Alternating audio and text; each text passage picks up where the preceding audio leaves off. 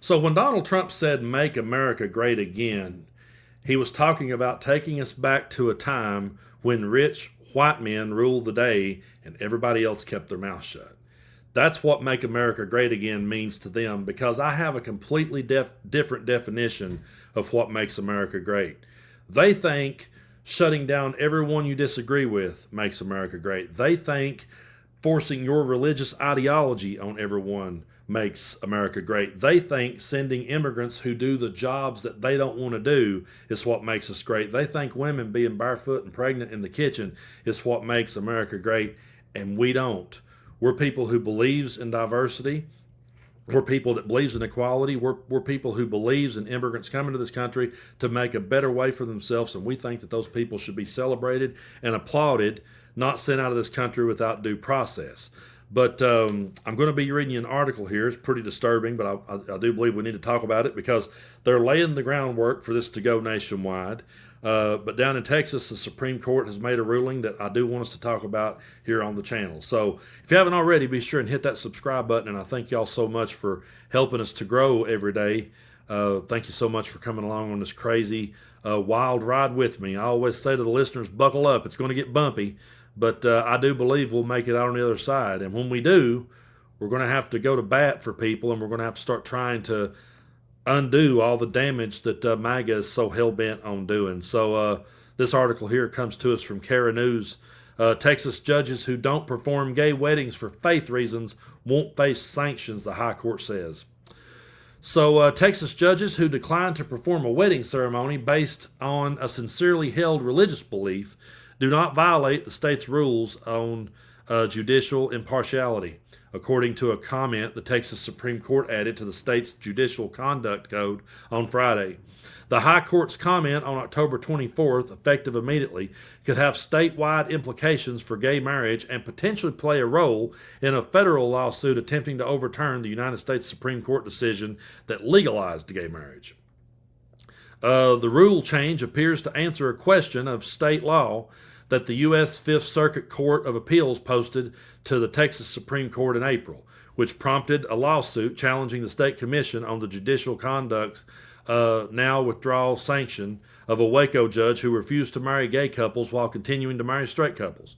The plaintiff in the suit, a North Texas County judge, sued, saying he was afraid he could face the same punishment. Now, Texas Supreme Court clerk Blake Hawthorne said in an email to Kara News the court cannot comment on the rule change. The order speaks for itself, he said, and the court cannot comment on its connection to the pending litigation. The State Commission on the Judicial Conduct declined to comment. The court clarification amend Canon 4 of Texas Code of the Judicial Conduct, which prohibits judges from doing things outside their judicial role that would cast doubt on their ability to act impartially or interfere with proper performance of judicial duties. It's the rule the commission accused Waco Justice of the Peace Diane Hensley of violating when it issued a public warning against her in 2019, saying her refusal to marry people based on their sexual orientation cast doubt on her ability to appear impartial as a judge. When the landmark U.S. Supreme Court case Ober, I can't pronounce that word, versus Hodges legalized gay marriage nationally in 2015, it required judges and justices of the peace who in Texas are allowed but aren't required to officiate weddings to either both officiate gay and straight marriages or none at all. Hensley, citing her Christian belief, chose not to officiate any weddings following the Supreme Court's decision. She then decided to begin performing weddings again in 2016, but only for straight couples. She referred to same-sex couples to different judges and other nearby officiants, according to the court filings. The Justice of the Peace told the Waco Tribune Herald about the decision in a 2017 interview. And once the Judicial Conduct Commission learned of this, it launched an inquiry into Hensley's policy in 2018 and issued a public warning the next year.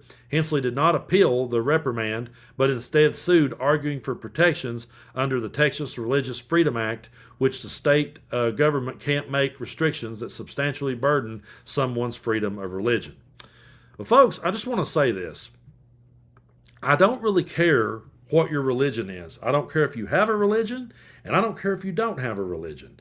I just know that we live in a country that is a melting pot of people and a melting pot of ideas.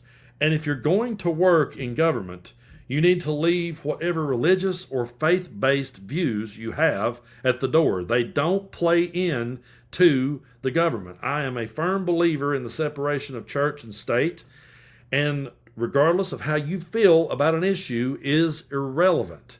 And so this is one of those moments where we're going to see more and more of this, and I do believe we'll see it on the national level. They're going to go for this.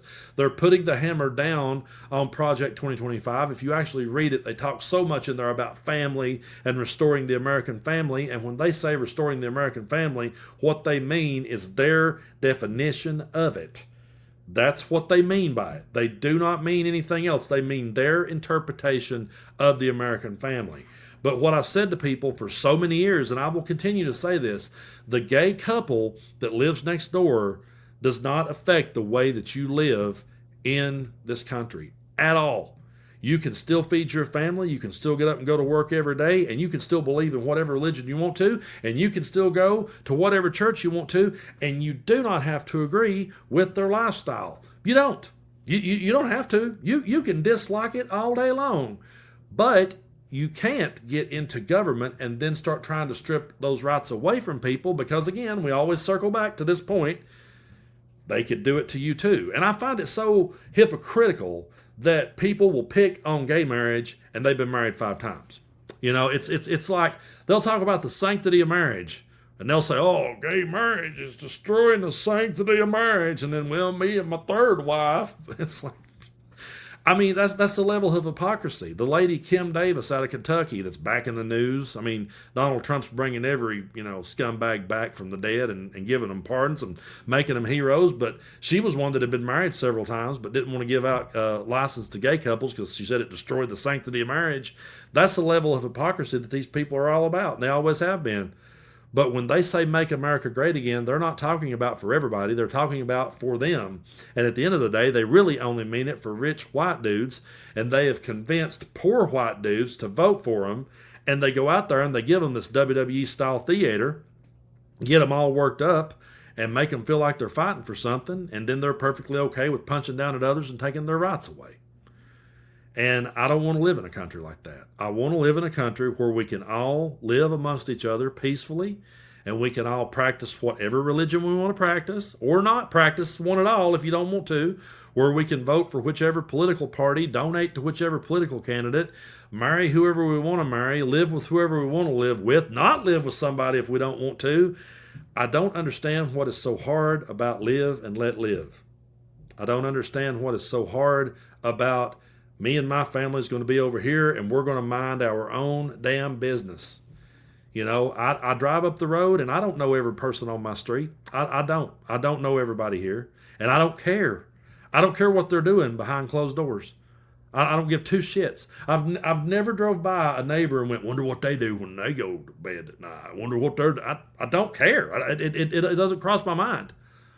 But now if they go down and get a job in government and suddenly, they're trying to stand in the way of other people living free in this country, then I have a problem with it. I do not care what you believe. I really don't. You're free to believe in anything you want to believe, and as bad as I hate to say this, you're free to hate whoever you want to hate. Go ahead. It's on you. I mean, you got to live with it. I don't. But go ahead and live with your hatred and your bigotry all day long. You're free to do it. But when you get into government, you have to work for everybody and you have to abide by the rules. I mean, we've all worked at jobs where we didn't necessarily like doing what we were doing, but we did it anyway. So it's to me, it's not that hard. But I don't want to live in a country where one group and one religion and one ideology rules the day. That's a boring country to me. And that's an authoritarian country to me. And authoritarian by definition is favoring strict obedience to authority, especially at the expense of personal freedom. And we've been talking a lot about that today. We've been talking a lot about the personal freedoms that continue to get taken away from people.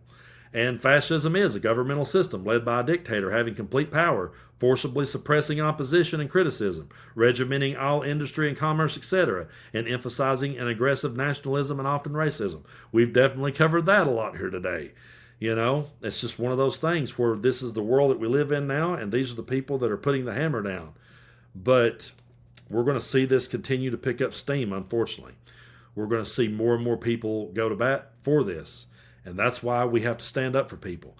And they started more going harder in the paint for a long time against trans people, and they got everybody worked up over that. And everybody said, "Oh, it's just." Maga would go, "Well, they don't care about gay marriage. They just don't want men playing in women's sports." They'd say crap like that. No, it was always about getting their bigotry turned up as hot as they could get it, to where if they got everybody hating on one group of people, then yeah, go ahead and take away these people's rights too. And what's going to happen, this will be funny, what's going to happen if all of a sudden somebody says, "Hey, I don't want to give you a marriage license, you've been married before." And the Bible says technically you're married to your first wife, so I can't do that. How many of you would be okay with someone saying, "Yeah, you're still married to your first wife. You're still married to your first husband in the eyes of the Lord"? How many people would be all right with that? I'd love to see these people, and I've been married more than once. I'm not sitting here. I'm not throwing stones though. I'm not sitting here saying that you shouldn't be allowed to. I've been married more than once, but the kicker is I'm not over here trying to take away people's rights. But I just wonder what would happen if all of a sudden they showed up to get married again, all excited. "We're going to preserve the sanctity of marriage."